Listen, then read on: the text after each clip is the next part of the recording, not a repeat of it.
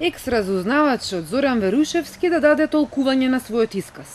Само тој може да објасни што сакал да каже со сведочењето во Таргет тврдина, дека по неговото одење во притвор за случајот Пуч, материјалите доживеале страот на модификација и компрометирање, вели поранешната обвинителка од СЈО Фатиме Фетај. Се работи за исказ кој што уште не е довршен. Господинот Верушевски минатиот пат беше испрашуван директно само од страна на одбраната, па допрва на обвинителството, па допрва следува негово испрашување вкрстено од страна на одбраната. На крај судот си има право да поставува прашање од појаснувачки карактер. Читав и по медиумите дека господинот Верушевски дал некоја изјава дека материјалите претрпеле некоја модификација, меѓутоа толкување, односно појаснување за тоа што сакал да каже сведокот може да даде само тој.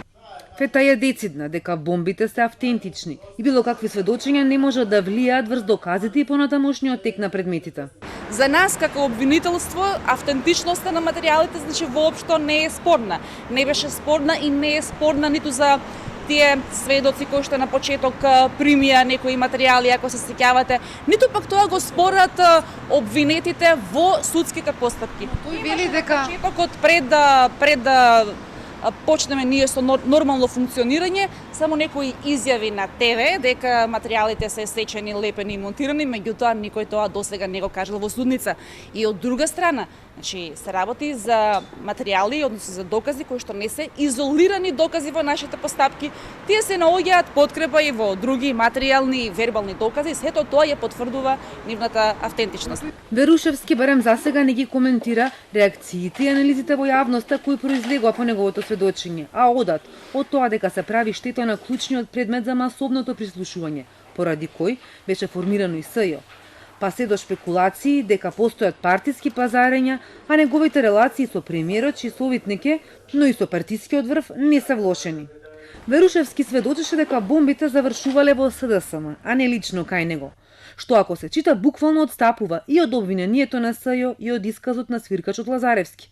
Дополнително Верушевски потенцираше дека со Лазаревски не комуницира неколку години, затоа што дал невистинит исказ за него и неговата сопруга. Лазаревски денеска во краток телефонски разговор за Телма вели дека нема да ја коментира изјавата на Верушевски. Сѐ што имал да каже, кажал пред судот кога сведочеше на неколку рочишта. Верушевски даваше исказ и во истрагата за предметот Таргет тврдина на 13 јуни 2017 во ист ден со премиерот Заев, со кого заедно седеа претходно и на обвинителна клупа, за предметот Пуч, кој го покрена обвинителството предводено од Марко Зврлевски, за потоа СЈО да го преземе и да формира нов предмет за прислушувањето, каде обвинети се екс-шефот на тајната полиција Мјалков, поранешната министерка за внатрешни Анкуловска и други вработени во БК. Што кажал во истрагата Верушевски останува тајно, но обвинители за Телма велат дека од аспект на доказна вредност најважно е што се кажува за време на судењето. Тоа влегува во записник и понатаму се користи при носењето на пресудата.